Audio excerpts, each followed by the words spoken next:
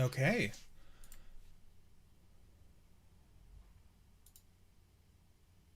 We are live. I didn't think about this, but some backing music probably would be nice. So, if you can think of anything I should put on, I can. But hi, I know this is a strange stream, but I have been especially nostalgic, as is kind of standard when the end of the year rolls around. And I'm not happy with my performance this year. I did not post anywhere near as much as I wanted to. I've been emotionally burnt out, creatively burnt out. But I have, been working on stuff. So I want to at least show, that there are things out there that I've been doing. And to that end, we're going to be looking at a number of videos that have either partially been edited, or I recorded but never got to scripting and editing, or just that I have in mind. Um, the first one is, Deltarune Easter eggs. Hey, Brock. And the fact this is video one does imply that they're going to be numbered. I think you might be surprised how many we're going to be looking at. So, first off, backing music. Should I? I guess I could. I didn't really think about this. Let me look. Pretty sure I have some Deltarune music I could throw on real quick.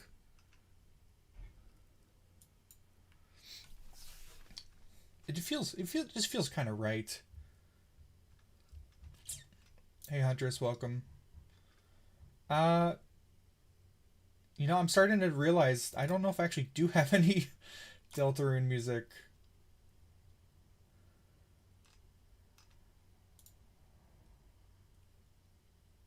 No, I totally do. Yeah, I have the entire soundtrack. We're just gonna let that play. That's ominous. Yeah. No, I'm gonna jump ahead a little bit. This is coming through correctly. Yeah, it's coming through. Alright, yeah. We're just gonna let that play for a little bit. So... Deltarune. I have played Deltarune when the game came out. Actually, not right when the game came out, because Deltarune Chapter 3 and 4 came out in... Was it June? July? I think June. And it took me till like maybe August to play it. But I did play it. I did record footage. I used to play Deltarune. It's crazy. That's how long the song is. That's incredible. So, I'm gonna play you the first 4 minutes of the video because it is edited. But if you look ahead, we're currently looking at DaVinci Resolve, the application I edit in. The full video, the voiceover took about 338 cuts, which is because I cannot voice anything without ums and ahs and horrible audio quality. But it's going to be about 31 minutes long, assuming I ever get this dang video done. All of these tracks are so short. It keeps surprising me. But I am going to show off the first few minutes, so at least, hey, you can get that. And you can tell me if you think that it's good, if you think it's bad, if you think I need to change it. And I will make notes. I can make notes with markers. But yeah, so I'm just gonna play you the first chunk because this is the video that is the most done of any of the videos you're gonna be looking at. But that doesn't mean it's the most runtime. Does that make sense? I don't know. Okay, I'm gonna stop talking. I'm just gonna play it, and I hate to hear myself. The quality's not gonna be great, but go ahead. Just sit back, watch, and once we hit the 4-minute-ish mark, I'll stop it, and you can tell me what you think. Okay. Nope, that didn't work. It has been another 4 years, and at long last, Deltarune Chapter 3 is here, as is Chapter 4, but that will be its own video eventually. Like I did for the previous 2 chapters, we'll be looking at a bunch of Easter eggs, secrets, and fun facts that Deltarune Chapter 3 has hidden away. And of course, spoiler warning, if you haven't experienced the new content already, then don't watch the video yet. So, Chapter 3, Late Night, begins with Chris and Susie awakening in a new dark world. Wonder who could have made this one? Before continuing on, you have the option of inspecting the sofa. Apparently, it's a couch for sleeping. If you use a nearby save point filling you with the power of not sneezing, going left will reveal that the furniture is leaving. Now it's a couch for walking, and walking is just what it'll do. If you go to the left of the starting room and wait around, one of the silhouettes will sneeze. It must be the stale air going around. Weirdly enough, this will only ever happen once per save file. Moving onwards, Ralsei rejoins the party and some innocent banter leads to talk of movies and then everyone's favorite topic, existential dread. Susie's ready to bully Ralsei into believing in himself when everyone's new favorite character appears. This is just straight up the entire cutscene. I'm just gonna leave it in the video, I just like it that much.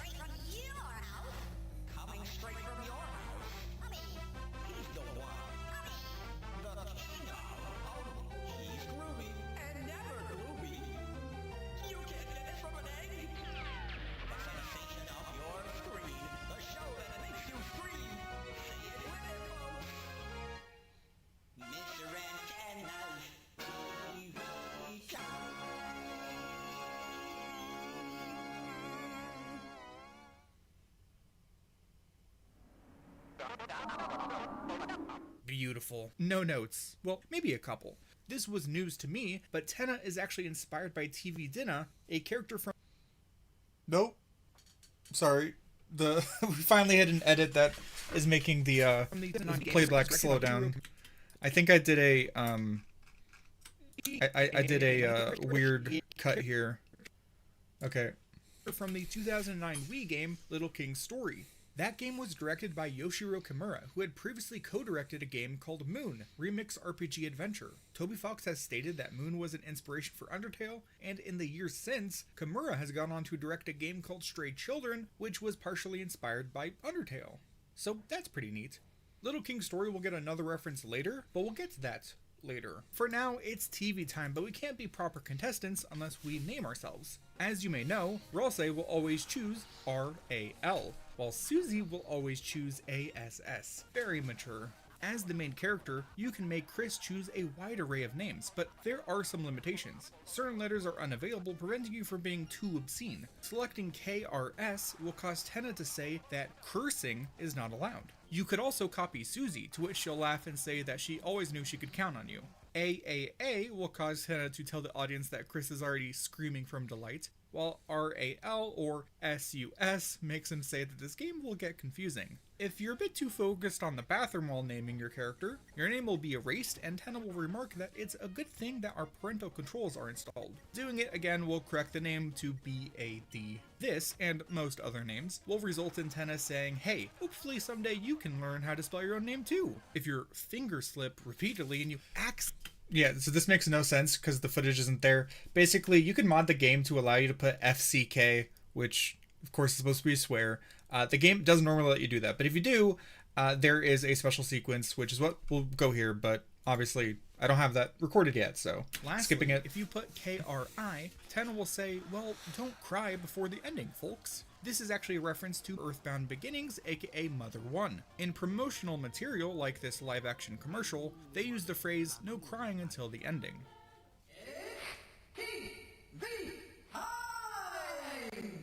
That done, our heroes are forced to play TV Time, The Legend of Tenna. Getting the obvious out of the way, this whole sequence is heavily inspired by The Legend of Zelda. The name, the character movement, screen transitions, some sound effects, all that stuff. In one of the rooms, you can find the Power Croissant, which allows Susie to pull up weeds and pick up items. This is actually a reference to the Power Bracelet, which looks oddly croissant-y in the item's first few appearances in the Zelda series. This was also referenced to... That's it.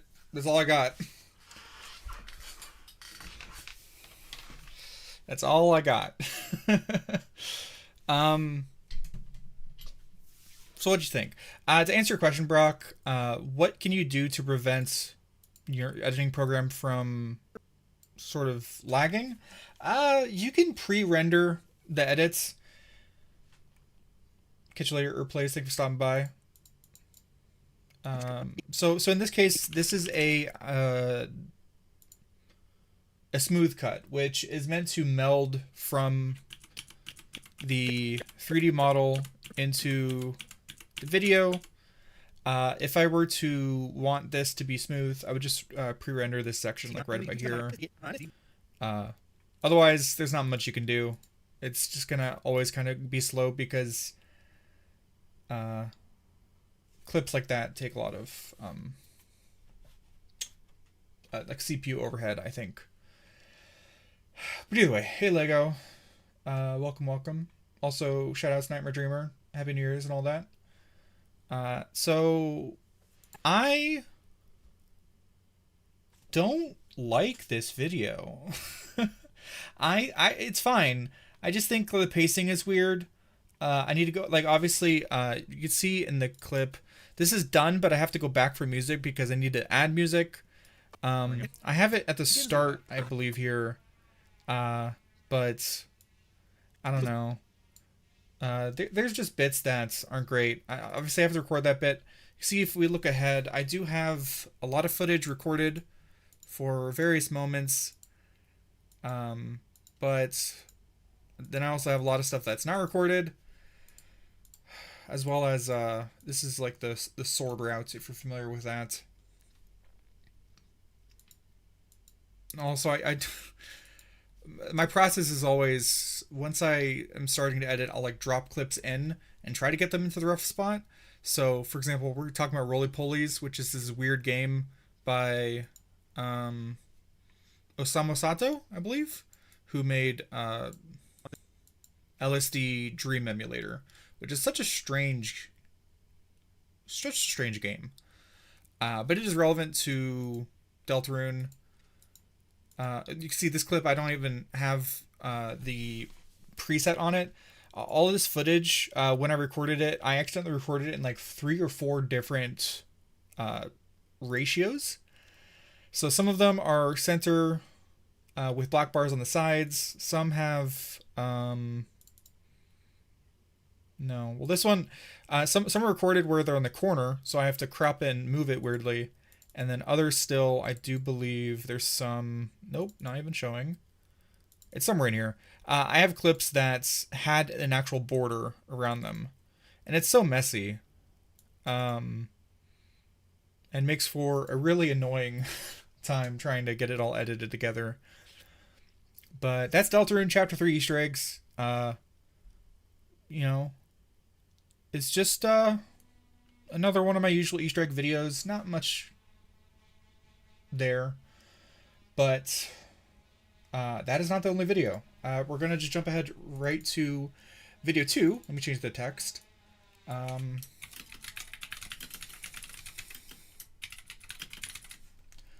Yeah, so Terraria Calamity Death Mode is a whole video. I recorded this playthrough in 2023, crazily enough. Jump like this. So the way I always do it is when I am labeling, anything yellow label or gold is done, more or less. So I have 15 minutes done of this video, which is crazy. That's a lot. But it's also not a lot when you look at the this first, or no, sorry, down here on the 4th layer is the voiceover, and the voiceover overall has, come on, over 1,000 cuts. It's a lot, because it ends up being about 48 minutes. So this is a massive video that I don't know if I'm ever going to get done, because it's just been such a behemoth to try to tackle. I'm not happy with how the edits have come together, but if we kind of zoom in, and I will again play this part, let's change some of the, where are we at? There we go. You can start to see the scale at which some of these edits take up. Some of them just footage, but others get like way more complicated. I mentioned Sneak King at some point. I don't know why. It's funny. I've been working on this for multiple years now, to the point where I don't even remember some of the jokes I made. That doesn't make them good. It just means I can't remember them. But this challenge video has been like a what is it called? A millstone around my neck for years. But check it out. You're going to see it. So the intro isn't done. Basically, the first chunk right here I have mostly done because it's just like old footage. But I'm just going to play it. And again, let me know what you think. This is like 15 minutes, so sit back, enjoy, question mark. Throughout my previous Terraria All Achievement playthrough, I sometimes struggled... Did he just say recent? Sorry, I had to cut myself off. Throughout my previous Terraria... No, previous. Okay, good. Yeah, that was not recent. That was multiple years ago now. All Achievement playthrough, I sometimes struggled with the bosses because, in my own estimation, I'm not that great at Terraria's combat. I love this stupid, horrible text effect. It looks so gross, but it's great. So basically, Try Calamity is the mod. You can see I got nothing here yet. The clips also have the incorrect scaling. So I'm going to fix that real quick. That's what caused them to be all blurry. But I talk about it, and then the actual edit starts here with day 1. And I think it's in pretty good shape, but again, it's such a long video that I don't know how the pacing is. I've gone back and watched it a couple times, but like I'm so in the weeds with it that I can't even be objective with my own content. So here we go. Things started quite normally. I made a little house, I searched for ore, and some easy loot. The first notable difference from classic Terraria are the Wolfram enemies, a collection of robots that die pretty easily, dropping scrap metal that you can turn into fragile tools and beginner items. On the topic of robotics, there are a number of pre-built structures. You'll find multiple abandoned workshops and research facilities, but also biosensor labs. There's 6 of them, each sporting a unique design and various loot. And while I never really prioritized them, I did make sure to visit the Space Biosensor Lab pretty early on because I had plans to eventually turn it into my base. In the meantime, I attempted and died to both King Slime and I Cthulhu, but that's okay. Basically, every boss has an item that we can use to summon them, and more importantly, all summon items have infinite uses, so we can retry whenever we want. While mining deep below my spawn, I found the Onyx Biosensor Lab, which contained the Onyx Excavator keys, a wonderful mount that drills through blocks when the use key is pressed, and its power is based on the highest pickaxe power in your inventory. This made mining so easy, but since it can only jump a single block and drill left or right, I ended up creating so many horizontal tunnels throughout the world, it looked like an ant farm. This made obtaining minerals and getting around much easier, so eventually I reached the edge of the map for the first time, made a gold horseshoe to prevent fall damage, and got myself a hook. I also set up a little base inside the Onyx Lab to power a cavern pylon, acting as my jumping off point into the nearby underworld. The gems and ore from nearby also helped me build out my magic storage system, which I must say again is so nice. I returned to the Space Lab and began laying down some gray bricks. It took me a while before I knew what I wanted to do in terms of sizing and all that, but eventually, Planet DPad was beginning to take shape. I then turned my attention to the desert, where I searched and found not only a extractinator, but the golfer and materials needed to craft the Desert Scourge's summon item. I also threw together a set of fossil armor because early on I had dreams of sticking with the ranger class, but we'll see how that goes. I also put together a simple 4-layer arena in the desert and went in fairly buffed and feeling pretty confident. The Scourge is a wormy boy, joined by 2 nuisances. While the Scourge's burrow and lunge routine are worth dodging, it also shoots out sandblasts that are affected by gravity. Looking back, this boss is extremely simple, but at the time it was a bit daunting as it serves as a warm-up to Calamity's love of projectile dodging fights. Our first boss down on the first attempt, no less, I earned the Ocean Crest, allowing for underwater breathing and some other stuff. The various materials were combined into sea remnants and crafted into a set of Victide armor. In addition to some better stats, they also further increase stats and movement while underwater, which is great because defeating the Scourge allows a mini boss to spawn in the Sunken Sea, a cool new aquatic biome located underneath the underground desert. Said mini-boss, the Giant Clam, is passive until the player hits it 5 times, earning the Calamity debuff, which must be the namesake of this mod. How disappointing, as the Giant Clam is defeated in very little time, giving us the Sea King NPC. I rarely, if ever, purchase stuff from him, but he looks cool, so that's neat.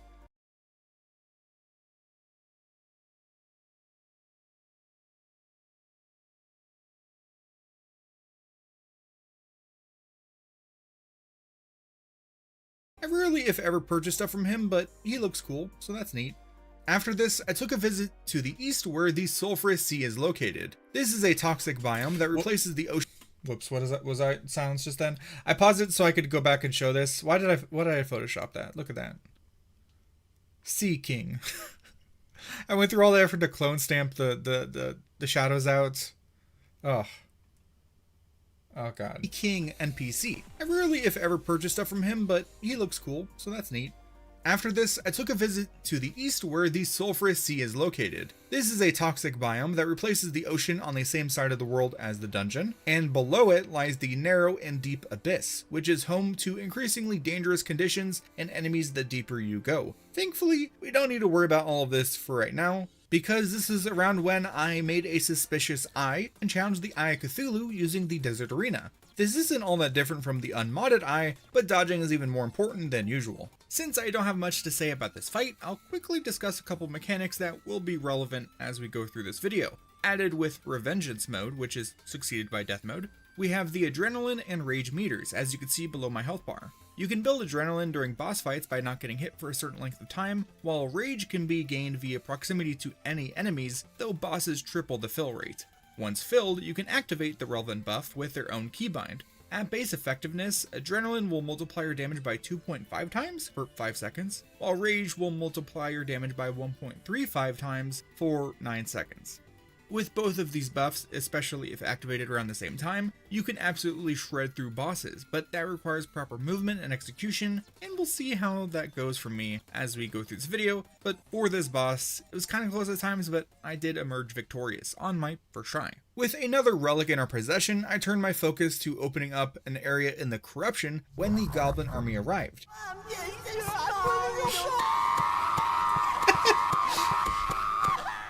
Died once from the army. God, the sound mixing is awful, but I love that bit, so I'm gonna play it again. An area in the Corruption when the Goblin army arrived. I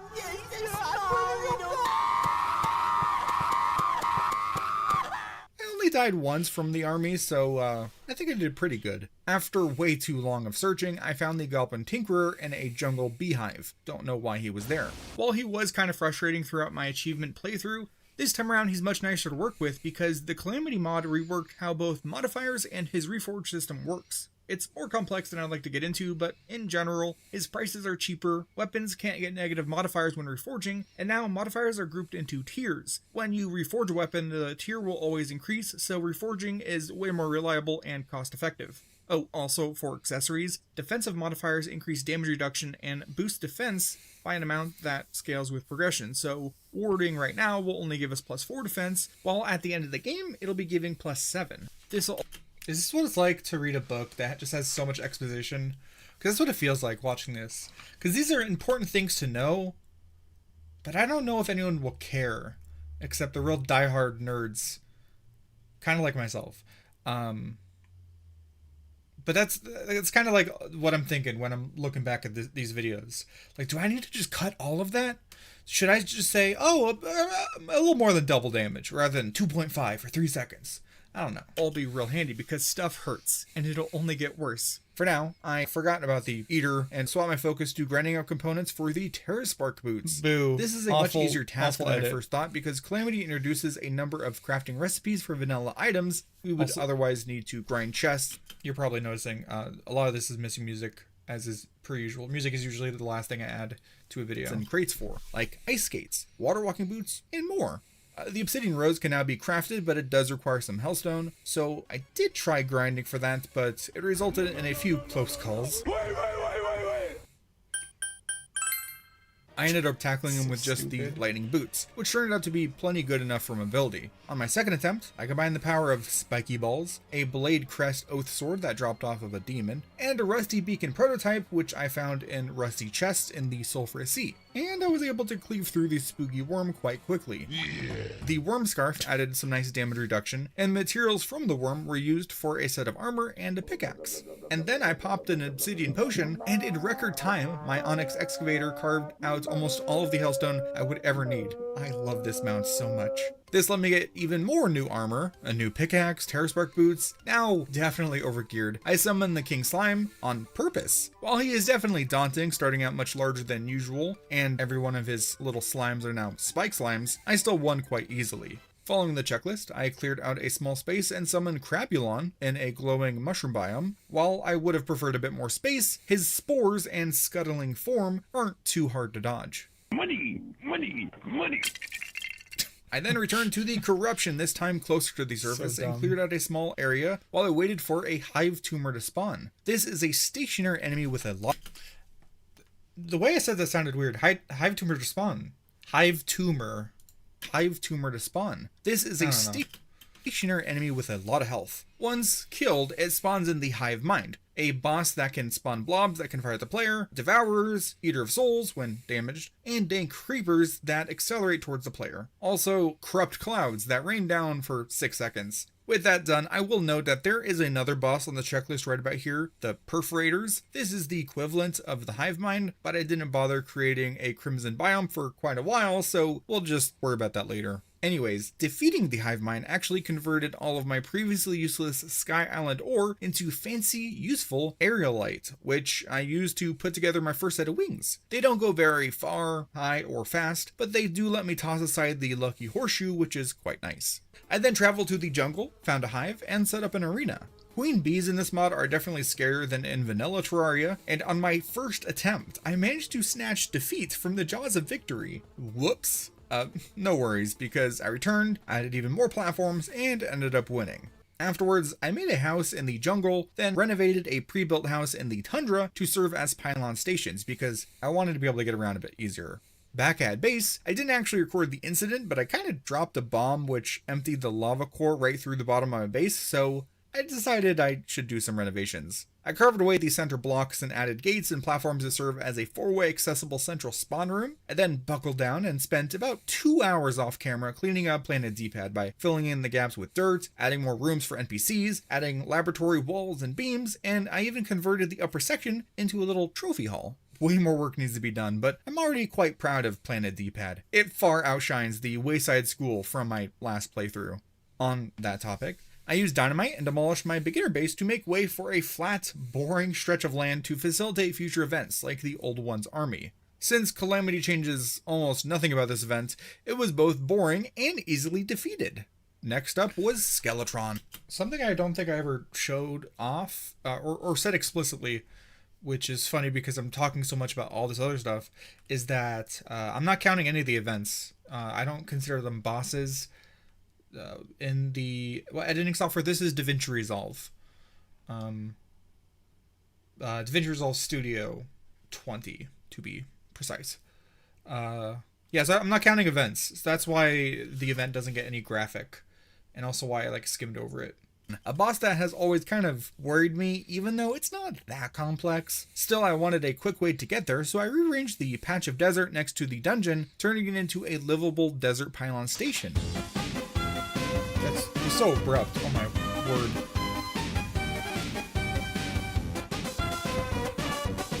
I think pacing is really the word of the day here. I don't like the pacing in this video.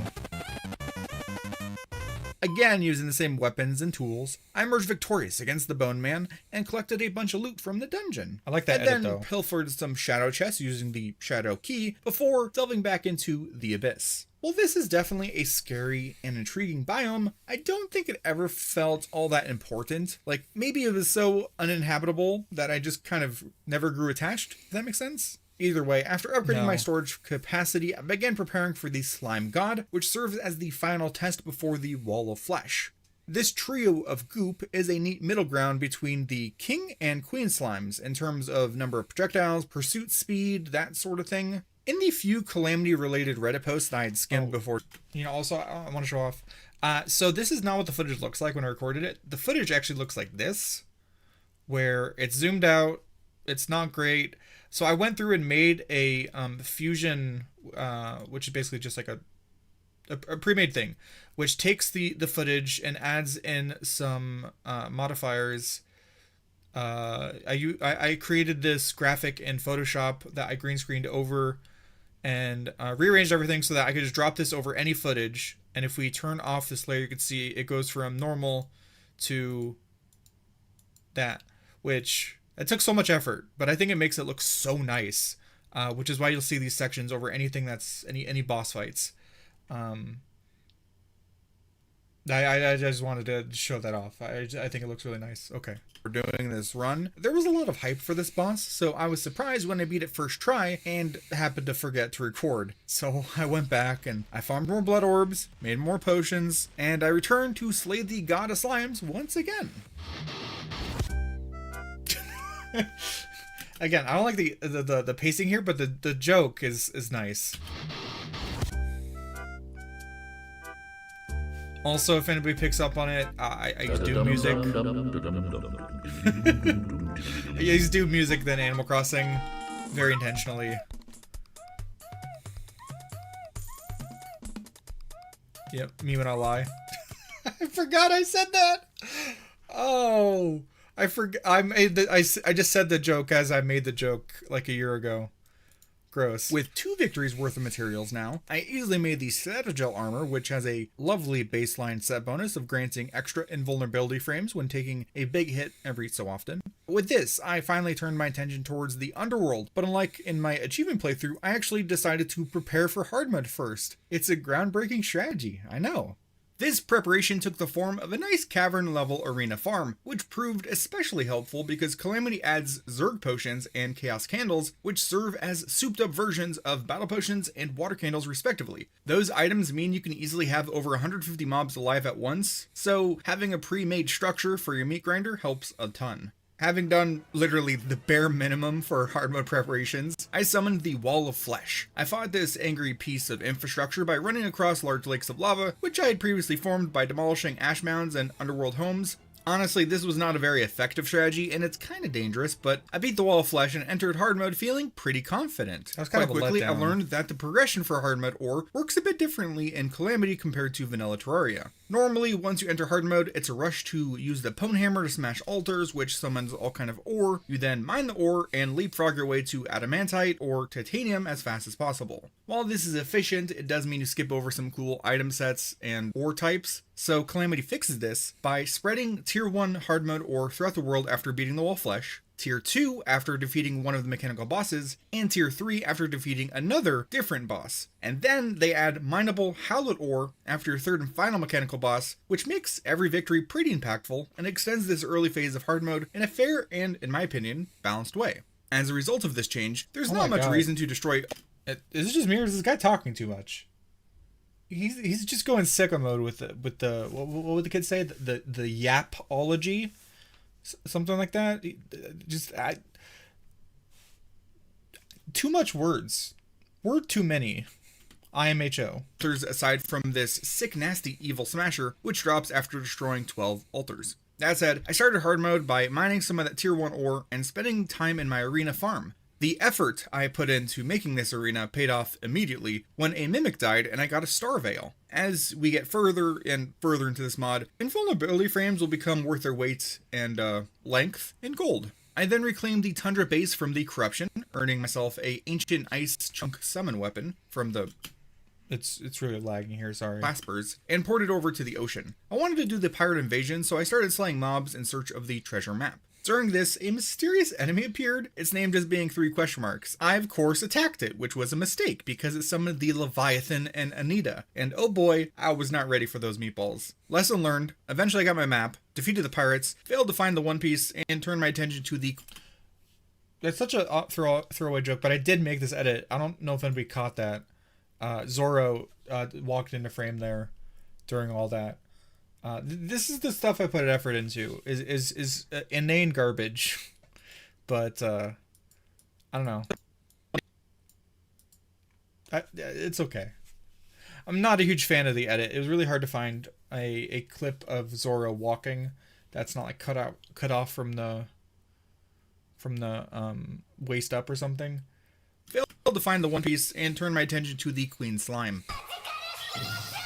Also, I spent so much time... so many of these bits just appear out of nowhere. It's like a flashbang. And historically, flashbangs are not, good for the eyes or a fun time to watch. But I do like this edit conceptually.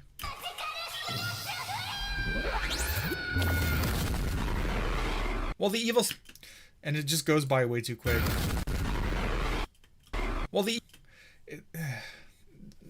I won't get into it. Evil Smasher has the damage. It doesn't really have the range necessary for this boss, so I resummoned the Goblin army until I earned a Shadow Flame knife from the Goblin Warlock. This throwable melee weapon let me keep a healthy distance from the Queen and focusing on dodging projectiles. In time, I emerged victorious. My next target was Cryogen, a boss summonable in the Tundra. First off, this angry popsicle has a ice shield that protects it and respawns after 9 seconds in death mode. While this can be very annoying, the solution is to just keep dealing damage. Meanwhile, Cryogen will occasionally charge the player, send out smaller ice blast projectiles, and most importantly, send out ice bombs. So much talking. I think we're just about at the end, so I'm just gonna skip the things. Pretty doable. With his victory, the Archmage will spawn and move in, and cryonic ore will generate in the ice biome. Since we can't smelt cryonic ore without a hard mode forge, it's not very relevant right now, but it will be later. Speaking of the here and now, I realized an Ankh shield was within reach, and it was made all the easier in this mod due to those aforementioned new recipes for vanilla items. Even better, it had warding right out of the box, which is so nice. Well, but why was it showing this? To those aforementioned new recipes for vanilla items. Even better, I put Beetle into my inventory. It had warding right out. That's the thing where I'm so stuck in the minutia of moments, or no, not minutia. I'm so focused on the micro scale of I put the clip here, the clip goes here. I'm talking about clip number oh god, I'm talking about clip 67. It's not on purpose, I swear. That I just forget what the focus is, and I get why I framed it like this, but I don't like how I framed this bit of footage. Because we should be focusing, if you see my cursor, right about here. But anyways, I'll let it finish. It had warding right out of the box, which is so nice. Speaking of equipment, when preparing for the twins, I realized that there was a useful item I could get, but not without having to craft an artificial crimson biome and fighting the related crimson boss. I didn't want to do that, so I made a detour to make a nice item added by the Magic Storage mod, the Biome Globe. Also, it grates on my ears hearing all the cuts of the voiceover. But that's it. that's everything I've edited. And you see I have footage down for just so much footage. But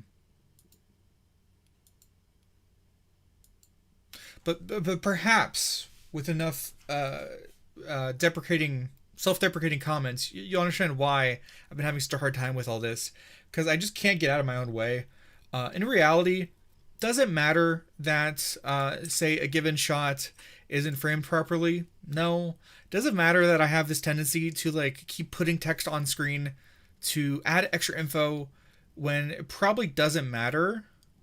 But I feel like I have to do that because otherwise I'm just showing footage, and just showing footage feels lazy.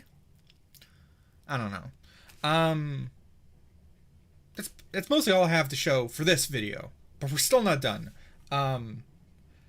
The next few will go very quick because comparatively I don't have stuff edited for most of these, but this one is less clear as to what the framework was going to be, but we're going to go ahead and change it. So video 3 was, or is, Mario Sunshine jumpless with through question marks, because Mario Sunshine doesn't need jumps depending on how you count it.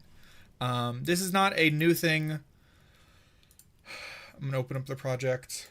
Jumpless, hold this. I keep basically all my project files, all my footage for years, so I just realized that I had this mostly edited. But basically, there are people who speedrun Mario Sunshine without jumping. They allow wall jumps because for some reason It's kind of similar logic that carries over to Mario Galaxy, that whatever wall jumps just don't count as jumps. I don't know. Yeah, keeping all your footage, all your project files tends to be better if you can, because you could always go back and source stuff. Okay, there we go. It took a while. But so I actually lost the voiceover file for this, but you can see I have, clips down here. So I'll talk over this. I don't know what I was actually going for specifically with the way I laid this out, but I think I was trying to be like, hey guys, so I have made a number of challenge videos where, I tried. By the way, no one watched this video. Also, what, this text is so hard to see. White text with no backing shadow, gross. I hate it. But I did the Pokemon Center without any. I don't know why that was the second one I mentioned too. But anyways, I jumped as little as possible in Banjo-Kazooie. Same with Tui. I don't know why the footage wasn't linked. Same with Nuts and Bolts, no jumping or flying. So I had this trend of doing challenge videos. So I thought to myself, can you do it in Sunshine? Well, the answer is actually yes, you can. So I wanted to show off the fact that not only can you play Sunshine without needing to jump, but you can play Sunshine without needing the FLUDD or jumping, which sounds crazy.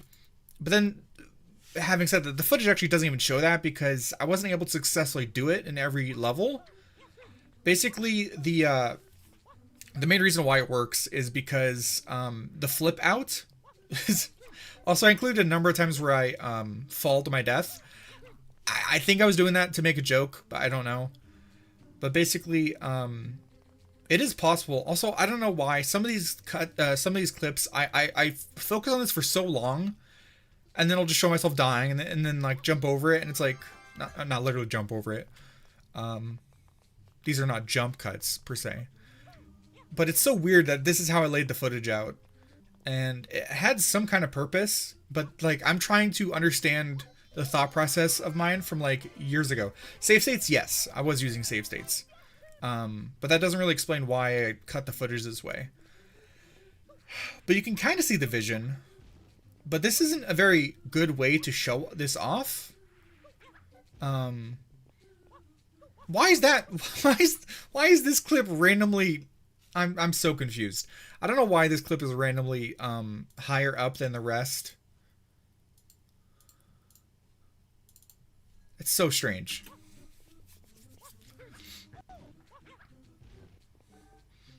But yeah, but you can do this. That was strange. That was super strange. I get why I included those. Those are just weird moments. Also, this whole bit was so frustrating to try to do. I know that's why I included so many attempts of this. I do actually remember that, thought process there.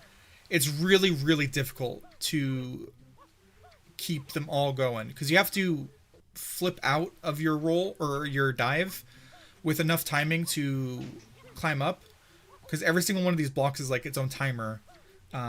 So I think I'm just showing off the full clip here, and maybe I didn't even have this edited, but the thing is, there's no reason for me showing this because I don't actually get to the end here. Happy New Year. But this is possible. I looked it up. Also, that was a jump. Why would I show that? That was a mistake, and I immediately cut, and then I just cut away. I don't get it. I don't understand where my head's at with this. Like, I don't know what's going on with my footage here. But we're not done. So this bit is possible. If we actually look at the footage, you can see the issue I have here is being able to find some way to get up this section. It seems impossible, and it kind of is, unless you use a glitch. That glitch involving essentially ground pounding in the spot where there's a block right as it reforms, which will upwarp you. And if you do it correctly, it'll upwarp you to the star, or the shine, I guess. And here I'm jumping just because I'm like trying to figure out some way to do this. Maybe minimal jumps. I think maybe the minimal jump thing was my thought process here. I don't know. It's so messy, but Here also, I wasn't able to do successfully, and that's because they allow wall jumps, and I don't really think that makes sense. That's kind of why I was thinking of, I think I still go for it? Yeah. I think, yeah, I still go for it, and it's really hard to do. See, and then I cut. Like, what am I doing with this footage? I don't know. But I do think there is something here. It could be interesting. Maybe if I were to not allow major glitches and did a minimal jump, so I actually had to count the jumps, I think that could be interesting. Like, you can cut out a jump if you bounce off the stew, right? I think I even do it. If you bounce 3 times in a row, you get, like, really high bounce. And that's kind of important. I do it, I think. Yeah, there we go. See, so that's like a fun, like, thing of, like, and then I just cut away. What am I doing here? What are we doing? Why are we here? And then this showing off, like, you can't get out unless you use wall jumps. So maybe that's my... And then why is there a random white screen? Oh, it's because that's how I edit. Okay, never mind. No, I know about that, why. And then this bit, it's just Pianta 5. You don't need jumps. They just throw you. And I just show myself getting thrown into the void because why not? I don't know. This one's kind of messy. Kinda. It's kind of a lot messy. And I don't really see the vision here, but I think there's something. I just don't know how I would approach it. The fact that people have already done jumpless, even Nathaniel Bandy has done a jumpless or minimal jump video. I haven't seen it, so I don't know what he did. So if I were to make my own, it would be my own take, but I just don't know here. I'm all conflicted, but that's video 3, okay? Let's move on. We still have a lot more to go, and I don't want to have this take too long because I do want people to be able to watch the whole VOD and enjoy it. Video 4 is Rivals of Aether mods. It's been a long time since I made a modding mischief video. That's what I called them for this, but I haven't opened the footage recently. This one has no editing, so there's nothing to see there, but I do have a bunch of clips recorded. I just had no idea what to, how to shape this, like what to show off. A lot of these are terminal montage character mods that people have made. And so one thing is that, someone made a tetherball mode, which is just really fun. So it's me versus another speedrunner Mario CPU, as I desperately try to hit volleyball, which looks pathetic because even in real life, I just cannot play volleyball to save my life. But that's fun. Got a bit of footage of speedrunner Mario in action, kinda. I'm not really great at the game, or I'm not great at Rivals of Aether. I'm not great at Smash games. So all this footage would be just kind of B-roll. Kirby, similar thing. Well, yeah, one of the taunts is becoming realistic Kirby, which is that's fun. That's fun and stupid. Also, he sounds like Fox for some reason. I forgot that's what he could do. Yeah, I truly have no idea what's happening here. Decrepit Fox is a fun one.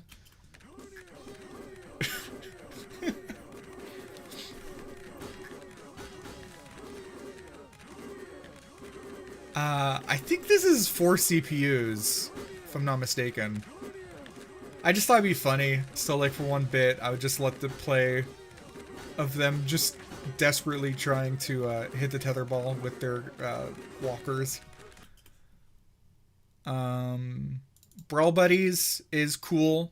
Again, terminal montage. There's so many, like, a lot of the really big mods for Rivals of Aether are terminal montage characters because they just lend themselves so well to wacky characters.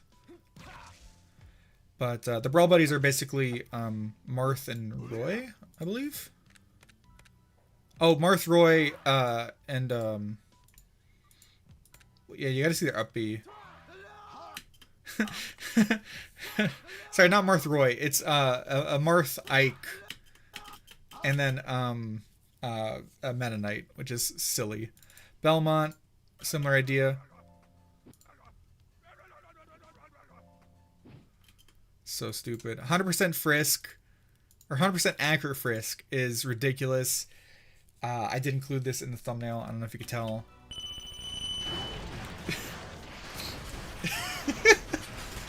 So the idea is that Frisk doesn't really do anything. So it's just complete random chaos, and normally Frisk will live. But what happens if you put 100% accurate Frisk against 3 others? It's just chaos, and it doesn't make a lot of sense, but it's fun. I like that. Let me here. Oop. Nope. Inspector. Gadget. What are we doing here? Why is timeline... What? Get out of here. Whatever. And then, yeah, 100% Fox.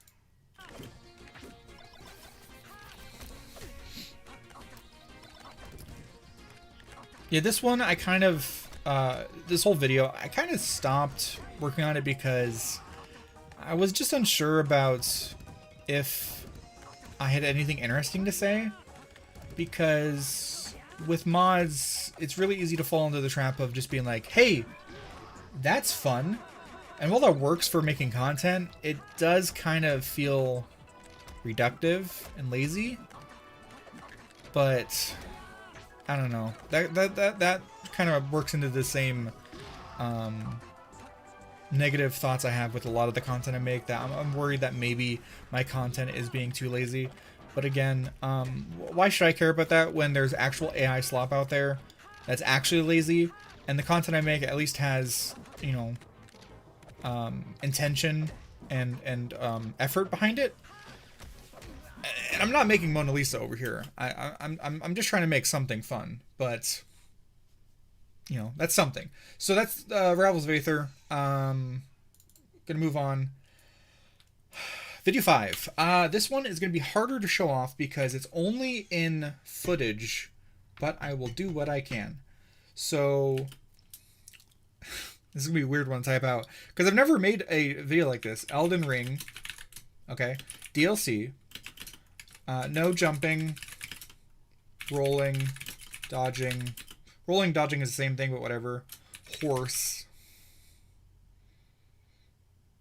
Yeah. That was the challenge video, and that seems crazy, right? Why would I do that? Who would do that? I never make Dark Souls videos. I never make Elden Ring videos. I thought to myself, why not? So I recorded it. I just have that. The whole thing. Which is crazy. But let me find the footage. Elden Ring footage is split into... Oh, yeah. That sounds like a nightmare. I know, right? I have it split into 4 folders because I think it's over a terabyte total.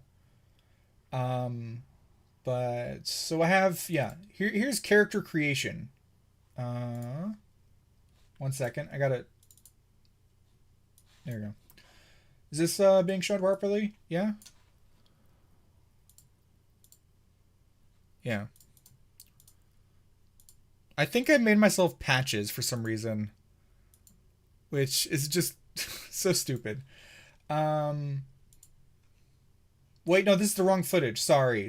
That was the wrong footage. This is the right footage. Okay, here we go.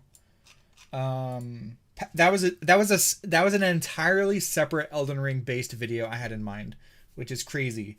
But it'd be like that. So, which part of this is the right footage?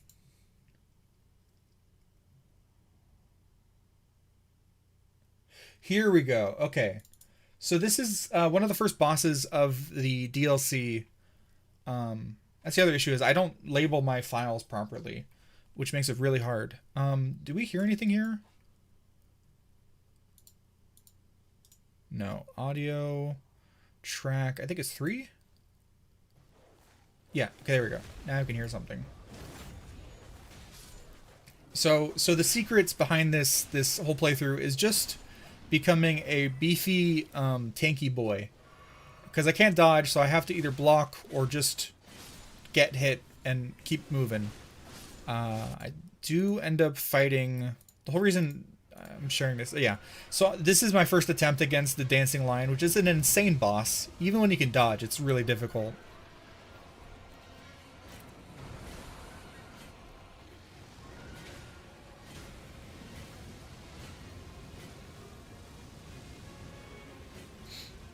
But yeah, I have, I believe here, 100% reduction on physical damage, which is why I'm using what I am. Like the fingerprint shield. I'm using a rapier with blood aspect for the sake of bleeding, because I do basically no damage, but every time I get the bleeding to be to come through, it's incredible.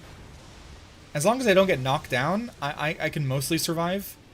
But it's kind of terrifying, because as long as my shield's up, I'm fine. But the second my shield gets dropped, I get dropped. But that's not the only thing. So let me jump to part 4. So a lot of the challenge would just be me attempting fights, but there are some sections that I physically could not get past a certain gap that was blocking my path. This is actually one of the major things. So I just have like hours of footage of me attempting this.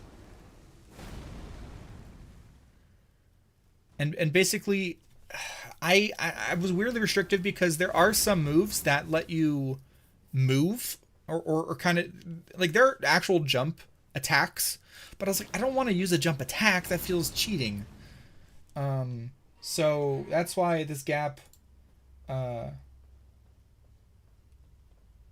just, I don't know.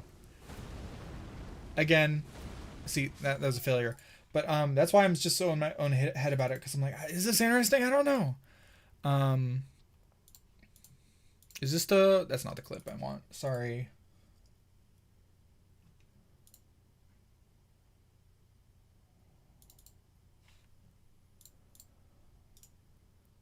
Here we go.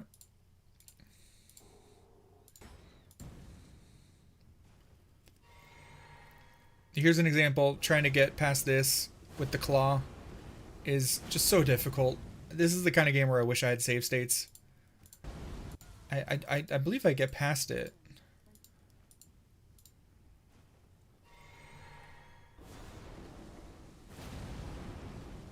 See? Like that. Like, that took so many tries. But that's the kind of garbage I have to do for just a few small parts. Otherwise, the game almost never expects you to actually jump. Dark Souls jumping was an afterthought. In Elden Ring, jumping is definitely intended in places. I don't think you really have to do it here. Might think I just walk off, yeah. But yeah, I did the whole thing. Spoilers, it's possible. I don't know. Did I kill Melania? Did I? Melania? Oh, I did. Okay, I did kill Melania. Let's go find that, because I think that would be really cool to show off. Melania defeated. If you don't know, Melania is a boss in the base game. In this challenge I covered both the base game and the DLC, and she is insanely difficult. And when you don't dodge, she hits you, and when she hits you, she leeches health, which is really rough. So I have this stupid setup where I have 100% block or physical block. I stab myself to make my blade more bloody, and then I just start smacking, and eventually, when she bleeds, it staggers her, and if you just keep doing it correctly, you can just continually kind of not really stun lock her, Oh, here, that's also another thing. Valve the Indomitable lets you have some invincibility frames, so I use that to avoid her regenerating too much during her waterfowl dance. I might die during this attempt, but this is the footage that has the successful attempt. I am literally on the cusp of dying right here. It is crazy. But that's why I think this would be very interesting to make into a full video. But it's just so much not my usual content that I can't help but think that when I do post it, if I ever did make it and finish it, that I wouldn't get any views, and it would just be hundreds of hours, literally, down the drain for nothing. Of course, views aren't everything, but if I want to be doing this as a job, then I need to be able to live off of it. But it'd be like that, you know? So, let's jump ahead. Yeah. So this phase is awful, and I hate it. Because she gets one, you know, kind of like one good hit, and I'm just gone. And all this progress can be undone if she manages to attack and regenerate. See, she's doing waterfowl. Again, I have the Vow of Indomitable. Without that, this would be impossible. I think this is the successful like bit of the footage, probably. I don't know. I haven't gone back and like reviewed this footage in forever. But it's so much of just walking and poking. And it might not seem like a lot to you, but if you're familiar with the game, it took a lot to get to this point here.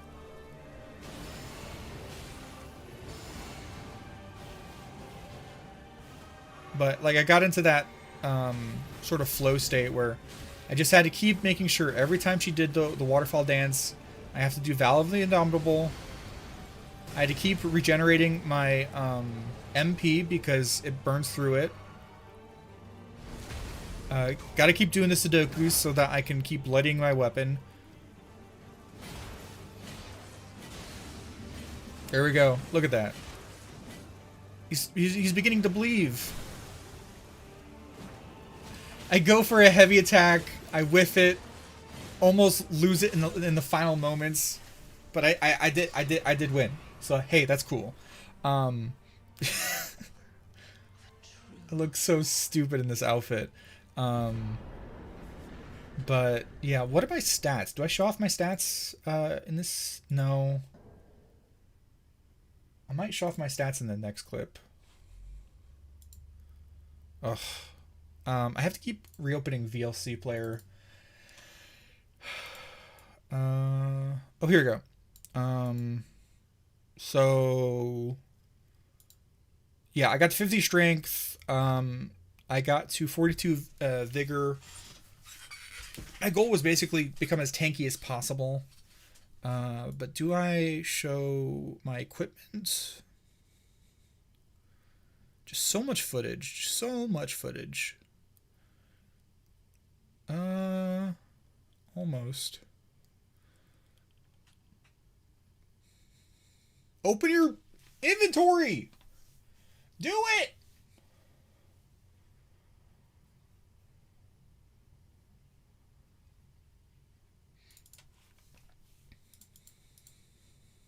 I don't think I'm going to open my inventory.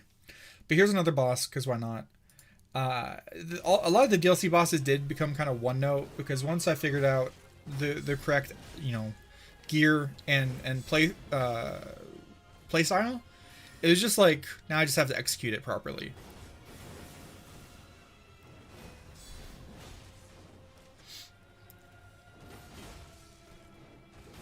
But yeah, rot and bleed is like the key things to these fights.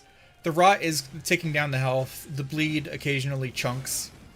All the while, I'm just being like, okay, now that I'm in this phase, I have to avoid getting hit without blocking. Because if I get hit without blocking, I'm just dead.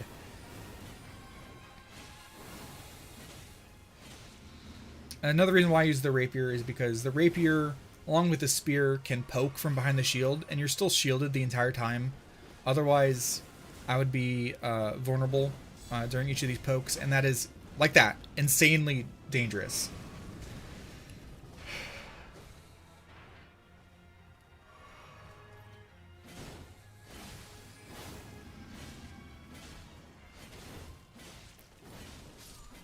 There we go.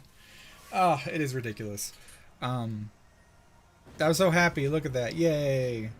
Anyways, I have over a terabyte of footage of that challenge. And it just hasn't been made because it's such a big undertaking that I don't know if I'm going to get to it.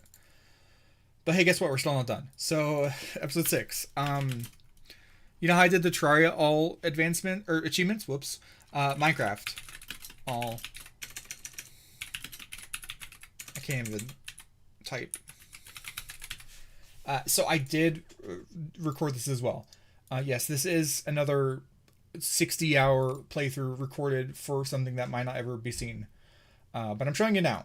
So, how many footage clips do I have? 468 individual clips. I did this differently in that every time I recorded a clip, it was properties. Only like a couple minutes long, I think. Because I knew this would require so much that I went on my way to set it up that way. But even still, that's recorded about 30, you can't see it right now, but 30 hours of footage. And to that end, we're just going to start grabbing some clips. Because I don't... okay, so I actually know what's going on here. Is... This is such a weird setup. But basically, at a certain point, I needed to get an advancement where I have every effect on me at once. And to that end, I had to... Like, I don't know what I'm doing in this moment, but I was trying to set up, like, the perfect warden spawner. I think I was trying to, like, infuse it with XP so it'd spawn a warden. That doesn't work. But it's so strange just having these clips. Let's jump ahead. Because I know that the way I was recording this, some of these have to be useful. So this is a longer clip. I think this is me transporting the warden. Yeah. Or me preparing to transport the warden? And I have nether portals on the roof of the nether. It's crazy.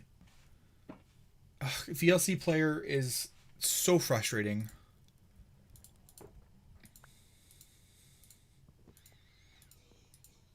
What was I doing in these? Keep jumping ahead. I had this entire base going. Just so many hours into it. And I think that... what if we jump to the very last clip? Maybe the last clip is just... Yeah, okay, here we go. I think the last clip is me successfully getting every effect in the game at the time. They've now since added like one extra.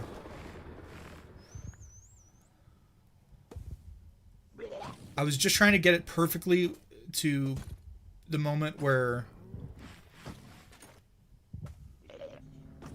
Like, the warden's nearby. It's going to attack me. I think I open up the trap to get hit by the shulker. I think... Dude, I'm so confused. What the hell is this? This is not even the clip? Or was that like an extra clip? Why did I go to Discord? Oh, no, here we go. This is a successful moment. Okay.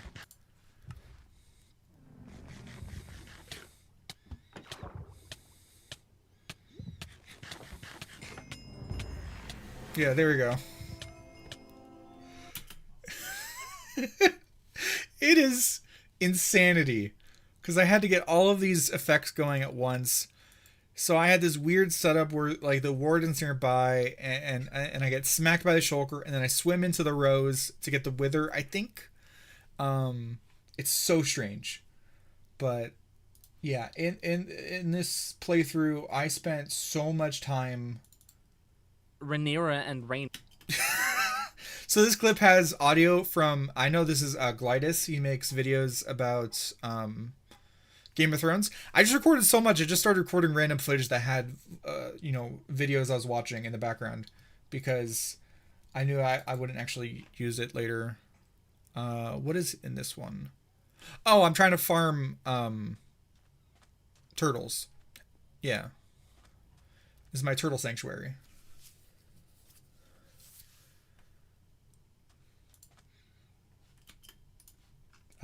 Keep jumping around. How Photoshop works. He presses the print button on the keyboard, because that apparently exists, and prints out the picture, What video is this? I was watching some video. presumably to turn Sierra against Heather. Right after this little scene, we cut to the typical pre-challenge plane banter most episodes start off. I think I remember. So this was recorded years ago. I think I was watching a series of videos about the TV show Survivor or something like that. I got into a weird kick on that because I was just like going for so long that I was like, I need something to watch on the side. This is such a weird time capsule. We go back. I truly don't know what any of these clips are for. Some of them have a purpose. Some of them I'm just... Yay, honey? Oh, there we go. Sticky situation. That's why. See, for some of these, I just record when I get the achievement. Others, I record because I think something might happen. I think. I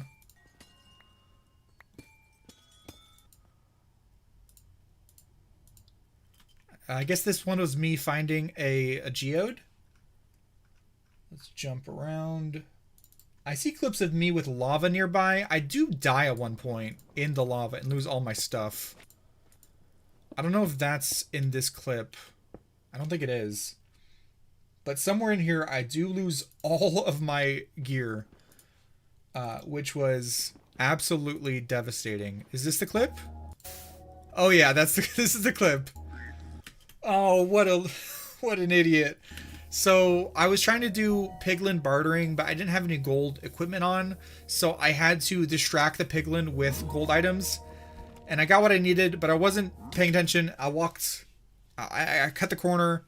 I got the Oh Shiny achievement and then immediately fell into lava. I tried to Ender Pearl out, didn't work, fell back in again, and I'm gone. And that lost me my only my only diamond pickaxe at the time, and I felt like such an idiot. I think I also had diamond armor on. You might be able to... Wait, can you see your own body when you're walking around? I think you can, can't you? No. No, you can't. I don't think you can. Either way. Yeah. Jumping around again. I see 3 cakes in the preview for this one. Oh, right. Yeah, I made a villager trading hall, as you do. Gotta eat some floor cake as we walk by. What is the purpose of this clip? Almost usually the clip ends right when I get a advancement of some sort. Nope, nothing. I have no idea why I recorded that.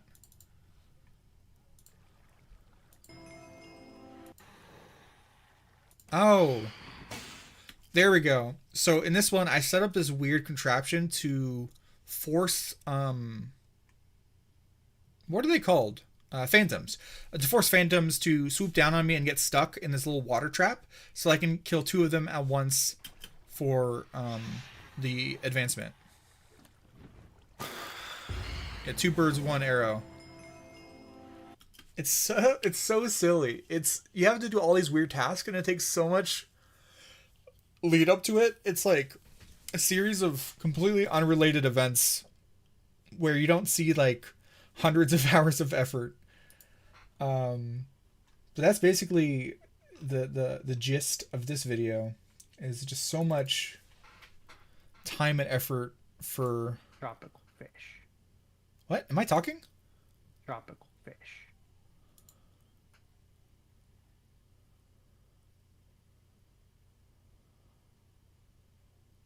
Tropical fish.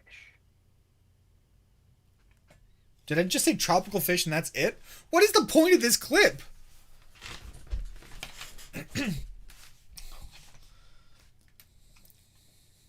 One second.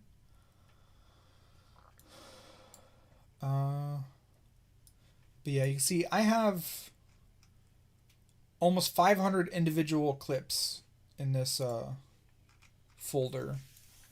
I also have a lot of screenshots. Oh, okay. I had a screenshot taken every time I got an advancement, I think. I believe I used a mod to do this.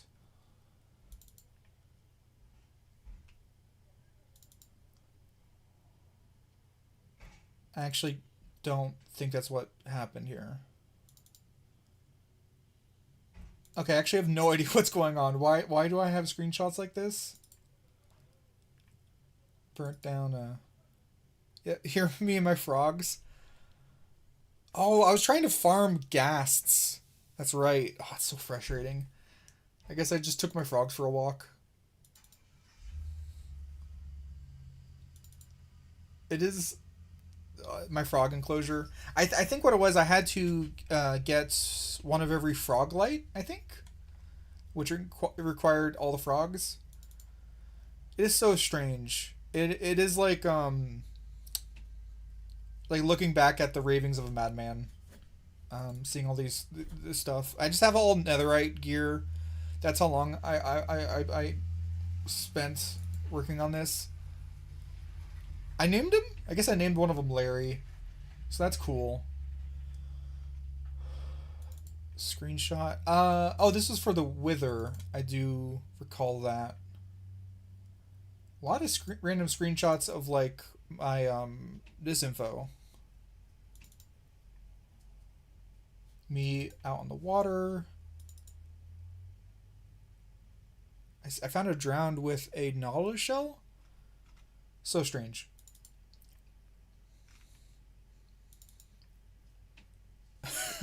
Oh, I named him Echo the Tides of Time, which I think was the sequel because the first Echo died. They kept dying because I didn't know how to keep the dolphins alive. They kept drowning. Or suffocating, I guess, because they need oxygen. It's so strange. So weird. Oh no. I open all these individual image files. I thought they were all in the same preview window. Okay. So now we are not done.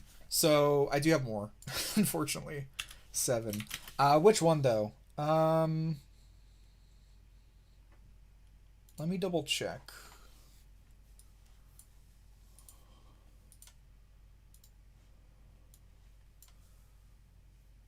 Oh, yeah. I forgot about that. Okay.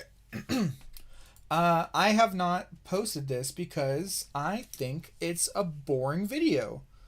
Donkey Kong Bonanza Jumpless is my first playthrough of the game, and I was like, I'm gonna do it, and then I didn't. But I did put effort into it. So let's take a look. How much footage did it take? About 19 hours of footage to accomplish Jumpless. I think I have split the footage into the various layers. And most of the layers are kind of boring. So we're going to jump. I'll just show you a little bit of some interesting stuff.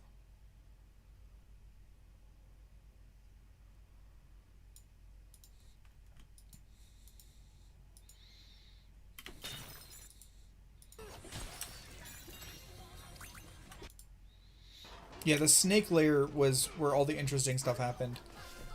So the snake is a transformation. Just to be clear, I'm not jumping in any of this. This is what Donkey Kong automatically does when he tries to climb. He does a lot of little hops, but I'm not pressing any inputs to make it happen. I'm just running against the wall and hoping for the best. But basically, the Snake Bonanza transformation that you unlock is meant for jumping, but I don't want to do that. So I had to find a way to get up this very slippery location without ever jumping. And that involved just so much garbage to try to create pathways of sand. And I do eventually do it. Let's zoom real in here.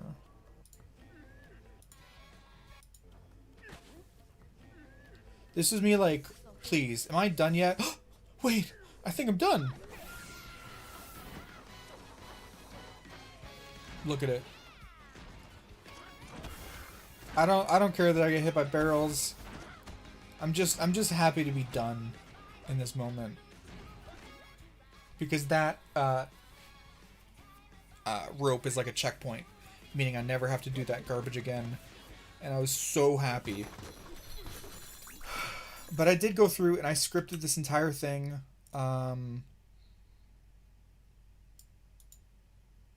But I just don't think it's that interesting.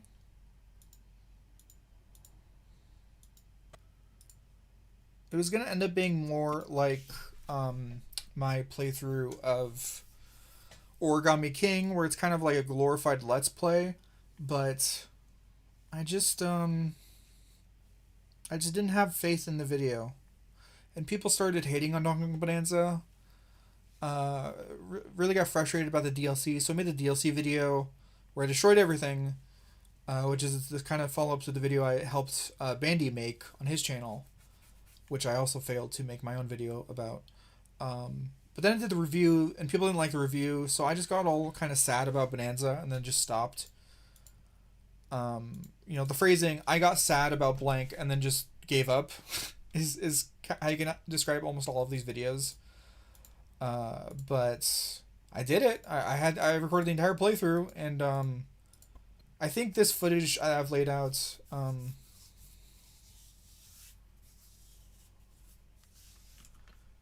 What happened to the peak video? Well, I posted the peak Easter egg video.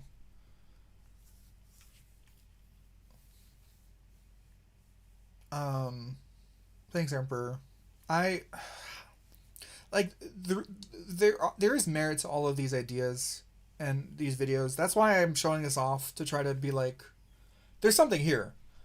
The stream's been going for almost like over an hour, and there's a reason for that, and it's because, you know, there is something here. I just got to get out of my own way in general. But yeah, so the Bonanza video, it's kind of boring. It's just a lot of running around, just normally playing the game. If I were to go back, I could speedrun the whole thing and probably beat it jumpless in, I want to say 4 hours? No, 5 hours. If I were to actually try to speedrun it while jumping, it would take me about 3 hours, I think. But a lot of the game is just not necessary, especially if you jump. And if you don't jump, then, well, you still don't need to. I had a big brain moment, by the way, when I was in this area. I was trying to get to the key, and I couldn't figure out how. And I realized if I were to fall down from the floor above, I could fly over, and I would avoid ever needing to jump. And that's how I got that key without ever having to jump, which was one of the major obstacles. But that's don't think a challenge video is that interesting if it's mostly a cakewalk, except for like one level and a couple bosses that are just kind of annoying. I don't know. I like Bonanza.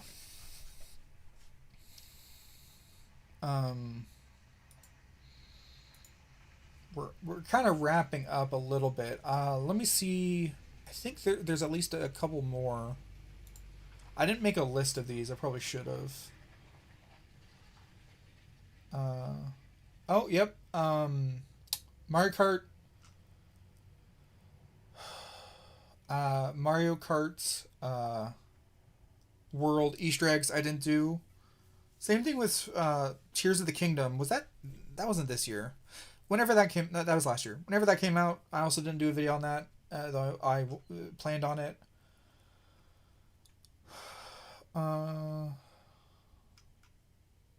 In terms of Kirby Air Riders, I haven't covered that. I just haven't been able to buy the game yet.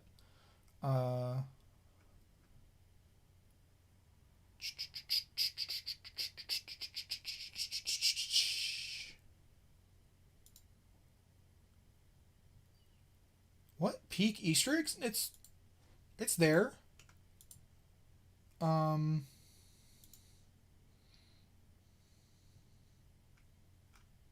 Wait, was it taken down?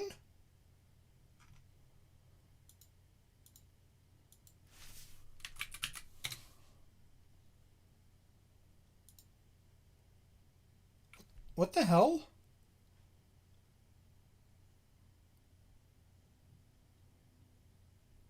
Did it get deleted? Thank you for the heads up, Lego. What the hell? I'm not seeing what you mean. It's just not in my videos anymore.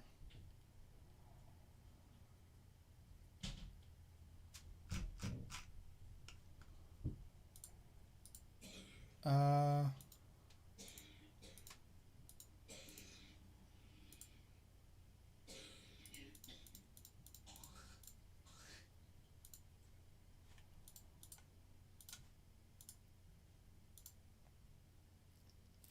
Copyrighted? No.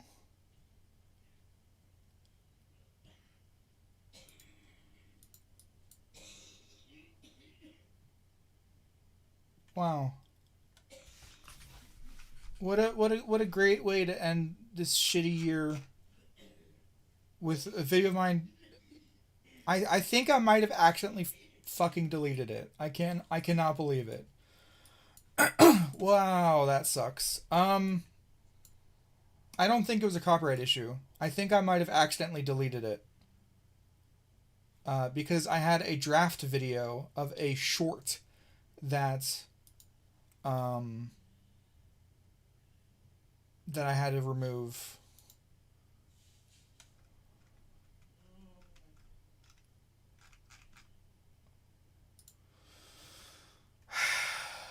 Great.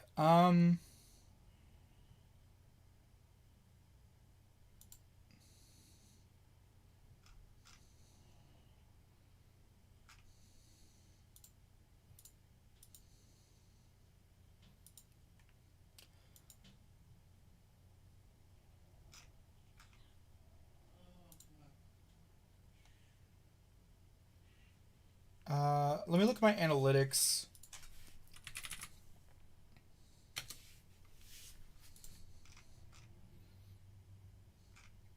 The video's acting like it's not even there.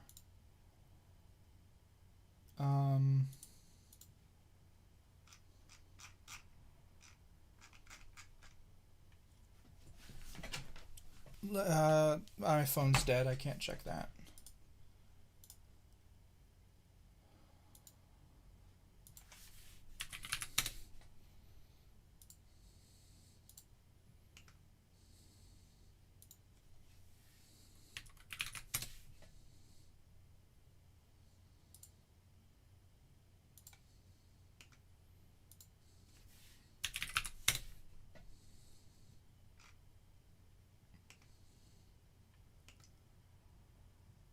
Well, that's a bummer. I'm gonna stop the stream. We've mostly covered what I wanted to.